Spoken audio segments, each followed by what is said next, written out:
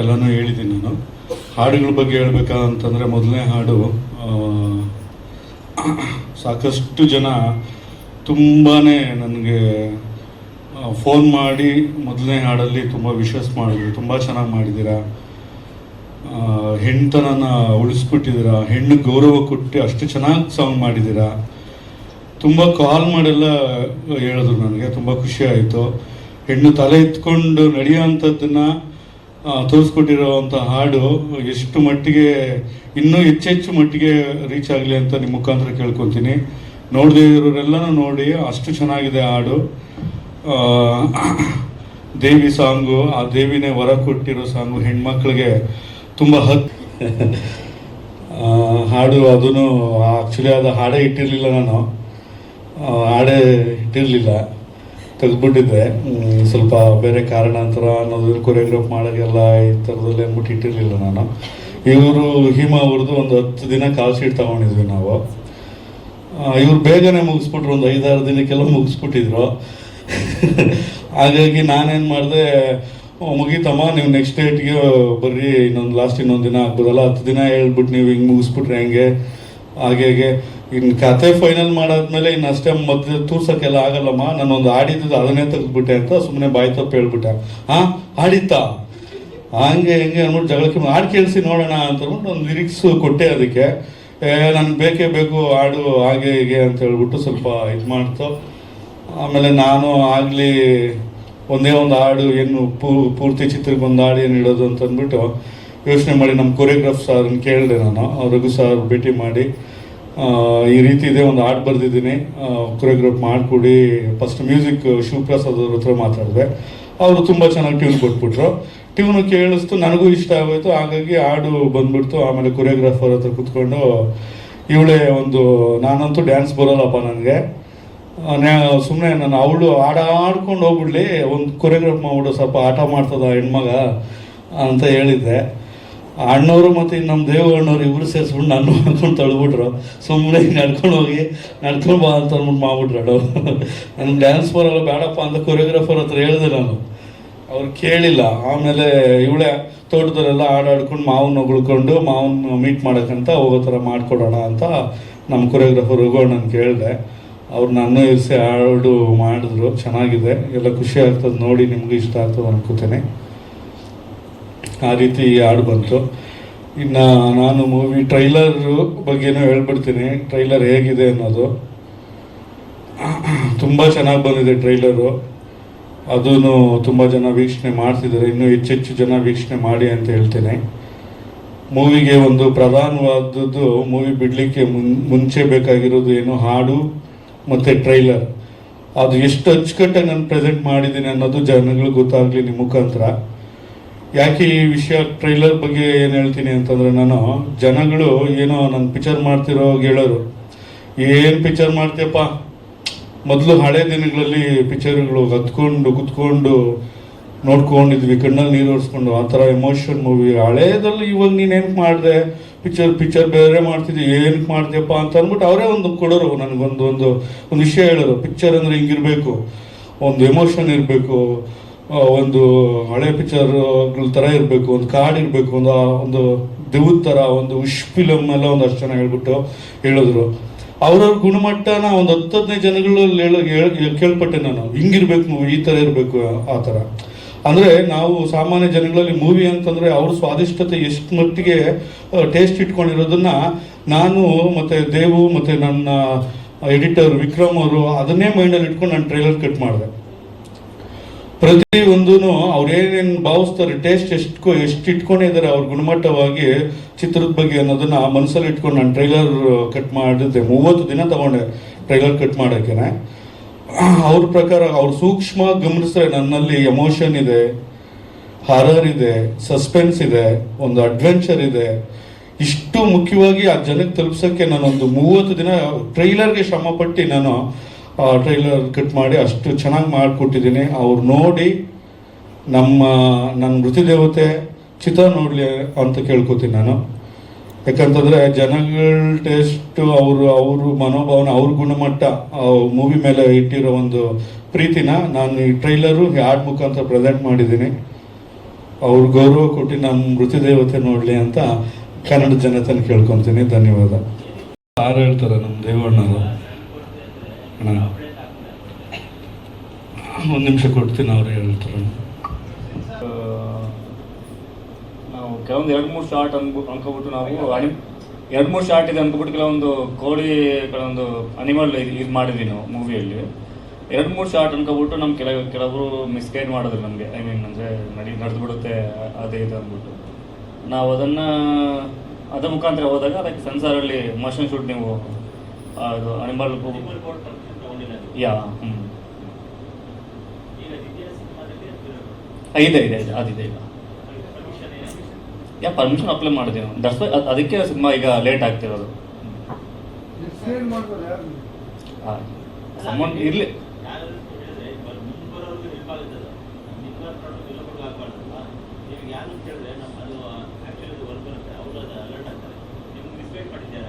ಇಲ್ಲ ಅದನ್ನು ಕೆಲವೊಬ್ರು ನಮ್ಗೆ ಗೊತ್ತಿರೋರು ಇರ್ತಾರೆ, ಅದನ್ನು ನಾವು ಹೇಳೋಕ್ಕಾಗಲ್ಲ.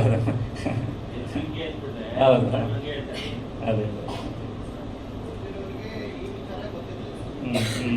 ಎಸ್.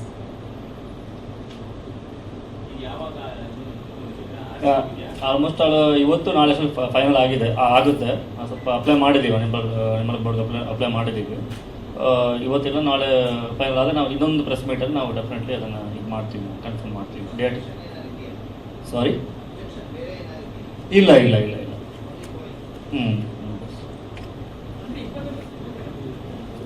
ಅದು 29 ರಿಲೀಸ್ ಆಗಲ್ಲ ಅಂತ ಹೇಳ್ತಿಲ್ಲ.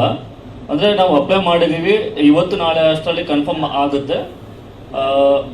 ಅಂದರೆ ಒಂದು ಕನ್ಫರ್ಮೇಷನ್ ಲೆಟ್ರ್ ಬರೋವರೆಗೂ ಒಂಚೂರು ನಮಗೆ ಒಂದು ಧೈರ್ಯ ಅನ್ನೋದು ಇರ್ತಾವಲ್ಲ, ಅದು ಲೆಟ್ರ್ ಒಂದು ಕನ್ಫರ್ಮೇಷನ್ ಆದರೆ ನಮ್ಮದು ಒಂದು 29th ಬಿಡುಗಡೆಗೆ ಒಂದು ಕ್ಲಿಯರೆನ್ಸ್ ಸಿಗುತ್ತೆ ನಮಗೆ.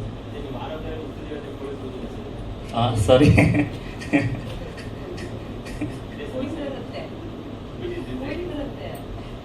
ಇಲ್ಲ ಬಿಡಿ.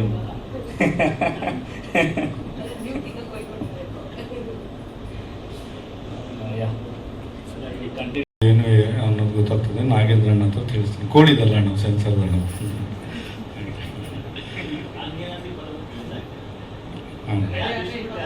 ಖಂಡಿತ ಅಣ್ಣ, ಬರ್ತೀವಿ. ಡಿಸ್ಟ್ರಿಬ್ಯೂಟರ್ ಅಣ್ಣ ಮುನೀಂದ್ರಣ್ಣ ಅಂತ ಅಣ್ಣ, MP ಫಿಲಿಮ್ಸ್ ಅವರು. ಹೌದಣ್ಣ. ಅಣ್ಣ ಬಂದಿಲ್ಲ ಅಣ್ಣ ಅವರು ಪಾಪ ಇದರಲ್ಲೇ ಒಂದು ಸ್ವಲ್ಪ ಮೂಡ್ ಅಪ್ಸೆಟ್ ಆಯ್ತು ಅಣ್ಣವರು. ವರ್ಷಿತಾ ಅಂತ. ನಾನು ಕೂಡ ಮೃತ್ಯುದೇವತೆ ಚಲನಚಿತ್ರದಲ್ಲಿ ಲಕ್ಷ್ಮಿ ಅನ್ನೋ ಪಾತ್ರ ಮಾಡಿದ್ದೀನಿ. ನಾನೊಂದು ಡೈಲಾಗ್ ಹೇಳ್ತೀನಿ. ಮುಖ ತೊಳಿಬೇಕು ನಿಜ, ಆದರೆ ನಾಲ್ಗೆ ಕೂಡ ಚೆನ್ನಾಗಿ ತೊಳಿಬೇಕು. ಎಷ್ಟು ಚೆನ್ನಾಗಿ ತೊಳಿತೀವೋ ಅಷ್ಟು ಯೋಗ್ಯತೆ ಬರುತ್ತೆ. ತೊಳೆದ ನಾಲಿಗೆ ಹಿತ ತರುತ್ತೆ, ಹಿಡಿತದ ನಾಲಿಗೆ ಗೌರವ ತರುತ್ತೆ. ಬಾಯಿಯ ವಾಸನೆಗೂ ವಾಸ ಮಾಡೋ ಸ್ಥಳಕ್ಕೂ ಶುಭ್ರತೆ ತರೋಣ, ನಾಲ್ಗೆ ತೊಳೆಯೋಣ. ಹಾಗೆ ಮೃತ್ಯುದೇವತೆ ಚಲನಚಿತ್ರನ ನೋಡಿ ವರ್ಷಿತಾ ಪ್ರೊಡಕ್ಷನ್ಗೆ ಲೈಕ್ ಮಾಡಿ, ಶೇರ್ ಮಾಡಿ, ಸಬ್ಸ್ಕ್ರೈಬ್ ಮಾಡಿ. Thank you. 6th ಸ್ಟ್ಯಾಂಡರ್ಡ್, 1 ವಾರ.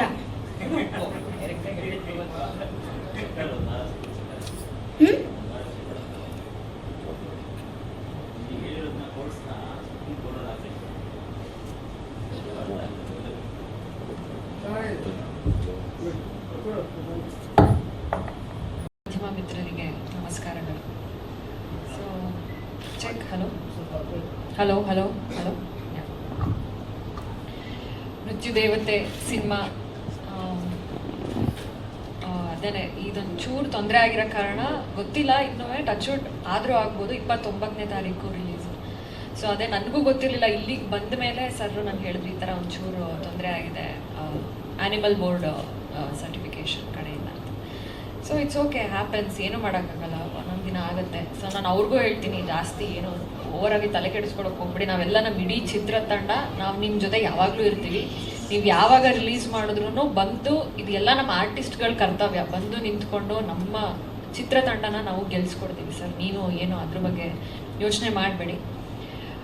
ನಮ್ಮ ಸಿನಿಮಾ ತುಂಬ ಇಷ್ಟಪಟ್ಟು ಮಾಡಿರೋಂತಹ ಸಿನಿಮಾ. ಎಲ್ಲರೂ ಅವ್ರವ್ರ ಪಾತ್ರದಲ್ಲಿ ಅವರು ಅಷ್ಟು ಅಚ್ಚುಕಟ್ಟಾಗಿ ಮಾಡಿರೋಂತಹ ಒಂದು ಸಿನಿಮಾ. ನಾನು ಅಂತ ಅಲ್ಲ, ನಮ್ಮ ಡೈರೆಕ್ಟರು ಮತ್ತು ಬೇರೆ ಆರ್ಟಿಸ್ಟ್ ಯಾರ್ಯಾರಿದ್ದಾರೆ ಎಲ್ಲರೂ ಕೂಡ ಅವ್ರವ್ರ ಪಾತ್ರನ ತುಂಬ ಅಚ್ಚುಕಟ್ಟಾಗಿ ಮಾಡಿದ್ದಾರೆ ಅದು. ಆ್ಯಂಡ್ ಮ್ಯೂಸಿಕ್ ಕೂಡ ತುಂಬ ಚೆನ್ನಾಗಿ ಬಂದಿದೆ, ಬ್ಯಾಕ್ಗ್ರೌಂಡ್ ಸ್ಕೋರ್ ತುಂಬ ಚೆನ್ನಾಗಿ ಬಂದಿದೆ, ಆ್ಯಂಡ್ ಕ್ಯಾಮ್ರಾ ತುಂಬ ಅಚ್ಚುಕಟ್ಟಾಗಿ ಸೆರೆ ಹಿಡಿದಿದ್ದಾರೆ. ಒಂದು ಒಳ್ಳೆ ಇದೊಂದು ನೃತ್ಯದೇವತೆ ಕೇವಲ ಒಂದು ಮನೋರಂಜನೆ ಅಲ್ಲ, ಇದೊಂದು ಬದಲಾವಣೆ. ಎಷ್ಟೋ ಹೆಣ್ಮಕ್ಳುಗಳಿಗೆ ತಮ್ಮ ಹಕ್ಕುಗಳನ್ನ ಪಡ್ಕೊಳ್ಳೋಕ್ಕೆ ಒಂದು ಪ್ರೇರೇಪಿಸುತ್ತೆ ನಮ್ಮ ಸಿನಿಮಾ.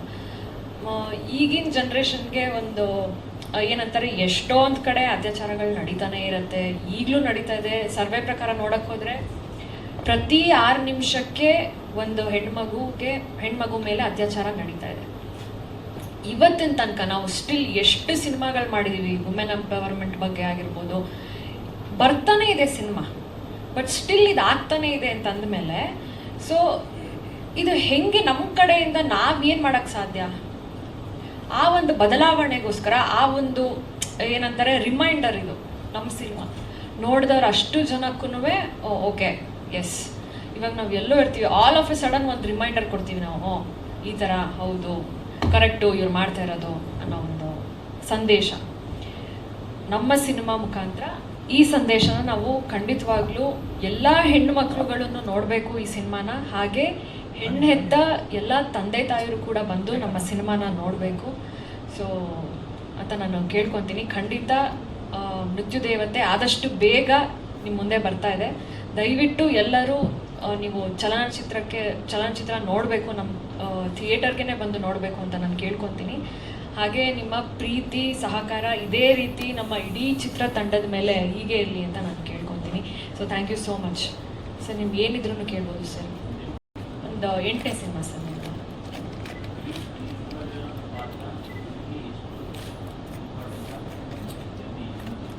ಸಿನಿ ಜನ. ನನ್ನ ಪಾತ್ರದ ಹೆಸರು ಆರ್ತಿ ಅಂತ ಸರ್.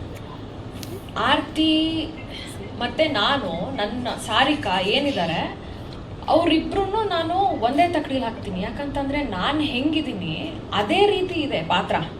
ನನ್ನ ನಿಜ ಜೀವನಕ್ಕೆ ಕನೆಕ್ಟ್ ಆಗುತ್ತೆ. ಯಾಕಂತಂದರೆ ಅವಳು ಮುಗ್ಧ ಹುಡುಗಿ, ಅವಳಾಯಿತು, ಅವಳ ಕೆಲಸ ಆಯಿತು, ಒಂದು ಡೆಲಿವರಿ ಮಾಡೋವಂಥ ಒಂದು ಹುಡುಗಿ, ಸ್ವಿಗ್ಗಿ ಝೊಮ್ಯಾಟೋದಲ್ಲಿ ಡೆಲಿವರಿ ಮಾಡೋವಂಥ ಒಂದು ಹುಡುಗಿ, ನಾರ್ಮಲ್ ಹುಡುಗಿ. ಒಂದು ಪ್ರತಿಯೊಬ್ಬ ಹೆಣ್ಣು ಮಗಳಲ್ಲೂ ಒಂದು ಶಾಂತತೆ ಇರುತ್ತೆ, ಇಲ್ಲ ಎಕ್ಸ್ಟ್ರೀಮ್ ಲೆವೆಲು ಕಾಳಿ ಕೂಡ ಆಗ್ತಾರೆ. ಅಷ್ಟು ಲೆವೆಲ್ ಎಕ್ಸ್ಟ್ರೀಮ್ ಇರೋಂತಹ ಒಂದು ಶಕ್ತಿ ಅಂತಂದರೆ ಅದು ಹೆಣ್ಣಿಗೆ ಮಾತ್ರ ಸಾಧ್ಯ ಅದು ಹೇಳಬೇಕು ಅಂತಂದರೆ. ಅದಕ್ಕೇ being women it self is a super power ಅಂತ ಹೇಳ್ತೀವಿ ನಾವು. ಸೊ ಆ ಎಲ್ಲ ಶೇಡ್ಸನ್ನು ನಮ್ಮ ಮೃತ್ಯುದೇವತೆ ಚಲನಚಿತ್ರದಲ್ಲಿ ನನಗೆ ಮಾಡೋಕ್ಕೆ ಸಿಕ್ಕಿದೆ. ಸೊ ಇದು ನನ್ನ ಕಡೆಯಿಂದನೂ ಒಂದು ಕೊಡುಗೆ. ಆರ್ಟಿಸ್ಟ್ ಆಗಿ ನಾನು ರೆಸ್ಪಾನ್ಸಿಬಲ್ ಆಗಿರಬೇಕು, ನಾನು ಯಾವ ರೀತಿ ಪಾತ್ರ ಮಾಡ್ತಾ ಇದ್ದೀನಿ, ಜನರು ಅದರಿಂದ ಏನು ಕಲ್ತ್ಕೋಬೋದು ಅನ್ನೋದು ಒಂದು ಸಂದೇಶ. ಯಾಕಂದರೆ ನಾನು ಹಿಂದೆ ಸಿನಿಮಾ ಮಾಡಿರೋದ್ರಲ್ಲೂ ನಾನು ಮಹಿಳಾ ಪ್ರಧಾನ ಚಿತ್ರ ಮಾಡಿದ್ದೆ. ಅದು ಕ್ರಿಕೆಟ್ ಓರಿಯೆಂಟೆಡ್ ಸಬ್ಜೆಕ್ಟ್ ಆಗಿತ್ತು, ಸಹಾರಾ ಅಂತ. ಆ ಸಬ್ಜೆಕ್ಟಲ್ಲಿ ಎಷ್ಟೋ ಹೆಣ್ಮಕ್ಳುಗಳಿಗೆ ಪೇರೆಂಟ್ಸ್ಗಳು ಸಪೋರ್ಟ್ ಮಾಡ್ತಾ ಇರಲ್ಲ. ಒಂದು ಕ್ರೀಡೆ ಅಂತಂದ್ರೇ ಈಗಿನ ಜನ್ರೇಷನಲ್ಲಿ ಮೊಬೈಲ್ ಗೇಮ್ಸ್ ಅಂತ ಅನ್ಕೊಂಡ್ಬಿಟ್ಟಿದ್ದಾರೆ ಹೊರತು ಆಚೆ ಹೋಗಿ ಆಡೋ ಅಂಥ ಒಂದು ಪದ್ಧತಿನೇ ಹೊಟ್ಟೋಗ್ಬಿಟ್ಟಿದೆ ಎಷ್ಟೊಂದು ಕಡೆ. ಆ ರೀತಿ ಎಷ್ಟೋ ಹೆಣ್ಮಕ್ಳುಗಳಿಗೆ ಸಪೋರ್ಟ್ ಮಾಡಿ ಅವರು ನನಗೆ ಮೆಸೇಜ್ ಮಾಡಿದ್ದಾರೆ, ಕಾಲ್ ಮಾಡಿದ್ದಾರೆ. ನನ್ನ ತಂದೆ ತಾಯಿ ಸಿನಿಮಾ ನೋಡಿ ನನಗೆ ಪ್ರೋತ್ಸಾಹ ಕೊಡ್ತಾ ಇದ್ದಾರೆ. ನೀನು ಹೋಗು, ನೀನು ಆಟ ಆಡು, ನಿಂಗೆ ಯಾವ್ದು ಇಷ್ಟ ಆಗುತ್ತೆ ಅದನ್ನು ಮಾಡು ಅನ್ನೋದೊಂದು ಪ್ರೋತ್ಸಾಹ ಕೊಡ್ತಾ ಇದ್ದಾರೆ ಅಂತ ಹೇಳಿದ್ಮೇಲೆ ಒಂದು ಆರ್ಟಿಸ್ಟ್ ಇನ್ನೇನು ಬೇಕು ಸರ್? ಅದರಿಂದ ಒಂದು ಸೈಕಾಲಜಿಕಲಿ ಏನಾದರೂ ಒಂದು ಕನೆಕ್ಟ್ ಆಗುತ್ತಲ್ವ. ಸೊ ಅದೇ ರೀತಿ ನಮ್ಮ ಚಿತ್ರದಲ್ಲಿ ಈ ಚಿತ್ರ ನೋಡಿದ್ರೆ ಖಂಡಿತವಾಗ್ಲೂ ಎಲ್ಲ ಹೆಣ್ಮಕ್ಳುಗಳಿಗೂ ಒಂದು ವಾಯ್ಸ್ ಆಗುತ್ತೆ. ನನ್ನ ಕಡೆಯಿಂದ ಅದು ಕೊಡುಗೆ ಆಗಿದೆ ಅಂತ ನಾನು ತಿಳ್ಕೊತೀನಿ ಸರ್. ಹೌದು ಸರ್, ಹೌದು ಸರ್, ಖಂಡಿತ ಸರ್, ಖಂಡಿತ. ಆ್ಯಕ್ಚುಲಿ ನಾವು ಅದನ್ನು ಮಾತಾಡ್ತಾ ಇದ್ವಿ. ಯಾಕಂತಂದರೆ ನಮ್ಮ ಸಿನಿಮಾ ಏನಿದೆ ಅದು ವುಮೆನ್ ಎಂಪವರ್ಮೆಂಟ್ಗೆ ತುಂಬ ಇದೆ. ನಾವು ಆ್ಯಕ್ಚುಲಿ ಇದನ್ನು ನಾನು ಏನು ಹೇಳ್ತೀವಿ ಅಂತಂದರೆ, ವುಮೆನ್ ಎಂಪವರ್ಮೆಂಟು ಅದು ಇವತ್ತಿನ ತನಕ ಅದ್ರ ಬಗ್ಗೆ ಮಾತಾಡ್ತಾನೆ ಇದ್ದೀವಿ ಅಂತಂದರೆ it's not only about us women ಅಂತ ಅಲ್ವೇ ಅಲ್ವಾ. ಇವಾಗ ಒಂದು ಎಜುಕೇಷನ್ ಕೊಡಬೇಕು ಅಂತಂದರೆ ಒಂದು ಹೆಣ್ಮಗುಗೆ ಚಿಕ್ಕ ವಯಸ್ಸಿಂದನೂ ನಾವು ಕೊಡ್ತೀವಿ ಸರ್. ಬೇಸಿಕ್ ಏನು ಗುಡ್ ಟಚ್ ಬ್ಯಾಡ್ ಟಚ್ ಅಂದ್ರೆ ಏನು, ಹೆಂಗಿರಬೇಕು, ಯಾರ ಜೊತೆ ಹೆಂಗೆ ಮಾತಾಡಬೇಕು, ಎಷ್ಟು ರೆಸ್ಪೆಕ್ಟ್ ಕೊಡಬೇಕು ಒಬ್ರಿಗೆ ಅಂತ. ಬಟ್ ಸ್ಟಿಲ್ ಇವತ್ತಿನ ತನಕ ಗಂಡು ಮಕ್ಕಳು ಚಿಕ್ಕ ಮಕ್ಕಳಿಂದ ಅವ್ರಿಗೆ ಎಜುಕೇಷನ್ ಕೊಡಲ್ಲ. ನೀವು ಅಗ್ರಿ ಮಾಡ್ತೀರಾ ಅಲ್ವಾ? ಗಂಡು ಮಕ್ಕಳಿಗೆ ಕೊಡಲ್ಲ. ನಾನು ಹೇಳ್ತಾ ಇರೋದು, ಈಗ ಕೇವಲ ಒಂದು ಹೆಣ್ಣನ್ನು ನಾವು ಯಾವ ರೀತಿ ರೆಸ್ಪೆಕ್ಟ್ ಕೊಡಬೇಕು ಅನ್ನೋದು, ನಾವು ವುಮೆನ್ ಎಂಪವರ್ಮೆಂಟ್ಗೆ ಅಲ್ಲಿ ಹೋಗಿ ಅವ್ರಿಗೇನೆ ತಿರ್ಗಾ ಎಜುಕೇಷನ್ ಕೊಟ್ಟರೆ ಇಟ್ಸ್ ಬೇಸಿಕ್, ಅವ್ರಿಗೆ ಗೊತ್ತಿದೆ. ನಾವು ಏನು ಮಾಡಬೇಕು ಅಂತಂದರೆ ಆದಷ್ಟು ಗಂಡು ಮಕ್ಕಳಿಗೆ ಇದ್ರ ಬಗ್ಗೆ ನಾವು ಅರಿವು ಮೂಡಿಸ್ಬೇಕು, ಚಿಕ್ಕ ವಯಸ್ಸಿಂದನೇ ಮೂಡಿಸ್ಬೇಕು. ನಂಗೆ ಅದು ಇನ್ನೂ ಈಗ ಏನು ಖುಷಿ ಆಗ್ತಾ ಇದೆ ಅಂತಂದರೆ, ಎಷ್ಟೋ ಪೇರೆಂಟ್ಸ್ಗಳು ಮಕ್ಳುಗಳಿಗೆ ಈಗಿಂದನೇ ಎಜುಕೇಷನ್ ಕೊಡ್ತಾ ಇದ್ದಾರೆ. ಪಿಕ್ಚರ್ಸ್ಗಳನ್ನ ತೋರಿಸಿ ಒಂದು ಹೆಣ್ಣು ಮಗುನ ನಾವು ಯಾವತ್ತೂ ಅವಳು ಡ್ರೆಸ್ಸಿಂದ ಜಡ್ಜ್ ಮಾಡಬಾರ್ದು ಅನ್ನೋ ದಟ್ ಈಸ್ ಬೇಸಿಕ್ ನೋಡಕ್ಕೆ ಹೋದರೆ ಅಲ್ವಾ. ಅದರಲ್ಲೂ ಇವಾಗ ನಮ್ಮ ಮಹಾಕಾಳಿ ಅಂತಲೇ ತಗೊಂಡ್ರೆ ಆ ತಾಯಿ ಕಲರ್ ಏನು, ಕಪ್ಪು ಅಲ್ವಾ, ಆಲ್ಮೋಸ್ಟ್ ಅವರು ನೀಲಿ ಕಲರೇ ಇರ್ತಾರೆ. ಅದನ್ನು ಮಾಡ್ತಾರೆ, ಹುಡುಗಿ ಕಪ್ಪು, ಹುಡುಗಿ ಬೆಳ್ಳಿ ಇಲ್ಲ. ತಾಯಿನ ಮಾತ್ರ ನೋಡ್ತಾರೆ. ತಾಯಿ ಡ್ರೆಸ್ ಹಾಕಿರೋದು ಯಾವ ಥರ ಹಾಕಿದ್ದಾರೆ, ಅವ್ರು ಕವರ್ ಮಾಡಿಲ್ಲ, ಅವ್ರ ರಕ್ತ ಇದೆ, ಅವ್ರು ಯಾವ ರೀತಿ ಡ್ರೆಸ್ ಹಾಕಿರ್ತಾರೆ, ಅದನ್ನ ಪೂಜೆ ಮಾಡ್ತೀವಿ ನಾವು ತಾಯಿನ. ಅದೇ ಅದನ್ನೇ ಯಾಕೆ ನಾವು ನಾರ್ಮಲ್ ಹ್ಯೂಮನ್ ಬೀಯಿಂಗ್ಸಲ್ಲಿ ನಾವು ಅದನ್ನ ಇನ್ನೂ ಅಡಾಪ್ಟ್ ಮಾಡ್ಕೊಂಡಿಲ್ಲ. ಸೊ ಆ ಎಜುಕೇಷನ್ನು ಇದು ಗಂಡು ಮಕ್ಕಳಲ್ಲೂ ಬರಬೇಕು ಅನ್ನೋದು ಒಂದು ಪಾಯಿಂಟ್ ಸರ್.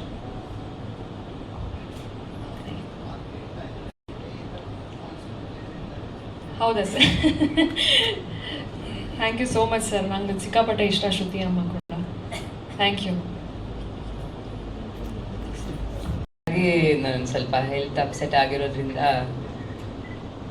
ಬಿಫೋರ್ ಮಾತಾಡಿರೋಷ್ಟು ಇಲ್ಲ, ಸ್ವಲ್ಪ ಮಾತಾಡ್ತೀನಂತ ಆ ಥರ ಎಲ್ಲ ಅನ್ಕೋಬೇಡಿ, ಅದು ಸಾಧ್ಯ ಇಲ್ಲ. ಬಂದಿರೋಂಥ ಎಲ್ಲ ಮಾಧ್ಯಮರಿಗೆ ಧನ್ಯವಾದಗಳು. ಈಗ ಆಲ್ರೆಡಿ ತುಂಬ ಸಪೋರ್ಟ್ ಮಾಡಿದ್ದೀರಾ ನಮಗೆ.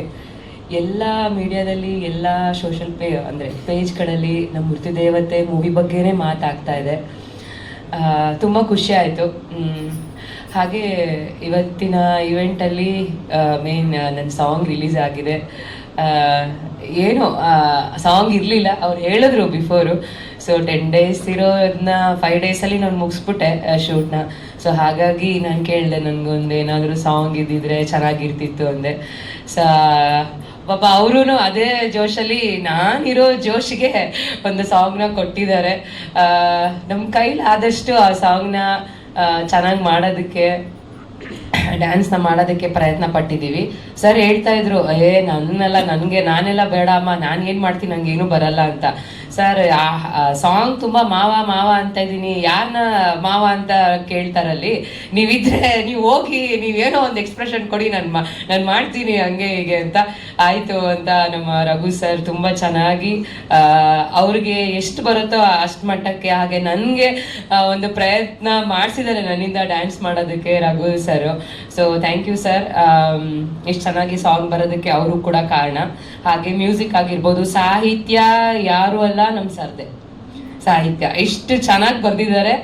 ನನಗೇನೆ ಖುಷಿ ಆಗುತ್ತೆ. ನಾನು ಕೇಳ್ತಾ ಇರ್ತೀನಿ, ಅದು ಹೇಗೆ ಸರ್ ಇಷ್ಟು ಚೆನ್ನಾಗಿ ಲೈನ್ಸ್ ಬರುತ್ತೆ ನಿಮಗೆ, ಡೈಲಾಗ್ಸ್ ಆಗಿರ್ಬೋದು ಸಿನಿಮಾದಲ್ಲಿ ಅವ್ರದ್ದೇನೆ ಸಾಹಿತ್ಯನೂ, ಅವ್ರದ್ದೇನೆ ಕತೆ ರೈಟಿಂಗ್ ಎಲ್ಲ, ಸಾಂಗ್ ಕೂಡ ಅಷ್ಟೇ. ನನಗೆ ಕೇಳ್ತಾ ಇರ್ತಿದ್ದೆ ನಾನು, ಅದು ಹೇಗೆ ಸರ್ ಇಷ್ಟು ಚೆನ್ನಾಗಿ ಬರೀತೀರಾ ನೀವು ಅಂತ. ತುಂಬ ತಿಳ್ಕೊಂಡಿದ್ದಾರೆ ಅವರು. ಅಂದರೆ ಅವ್ರಿಗೆ ಸಿನಿಮಾದು ಹೊಸದು ಇರ್ಬೋದು, ಬಟ್ ಅವರಲ್ಲಿರೋ ಸರಸ್ವತಿ ತುಂಬ ಅವ್ರು ತುಂಬ ಅದ್ಭುತವಾಗಿ ಹೊಲ್ದಿದ್ದಾರೆ. ಅವ್ರಿಗೆ ಸರಸ್ವತಿ ಖುಷಿ ಆಗುತ್ತೆ ಆ ವಿಚಾರ ಹೇಳೋದಕ್ಕೆ. ಇನ್ನು ನಾವು ಆಲ್ರೆಡಿ ನಮ್ಮ ಪಾತ್ರದ ಬಗ್ಗೆ, ಸಿನಿಮಾ ಬಗ್ಗೆ